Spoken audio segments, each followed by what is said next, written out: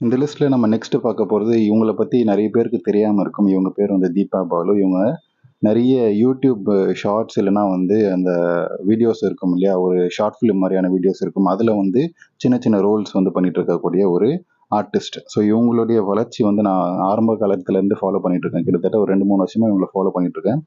முன்ன இருந்த வளர்ச்சியோட சினிமா நடிகைகளையும் தாண்டி இவருக்கு வந்து ஏகப்பட்ட வளர்ச்சி வந்து இருக்குது அப்படின்னு தான் சொல்லணும். ஸோ முன்னாடி ஒன்றுமே இல்லாமல் சுத்தமாக இல்லாமல் இருக்கும். இப்போ வந்து ஒரு பப்பாளியை வச்ச மாதிரியான ஒரு முன்னழகு சைஸ் வந்து எகிரி இருக்கு அப்படின்னு தான் சொல்லணும். ஸோ இந்த வீடியோ பார்க்கும்போதே தெரியும்.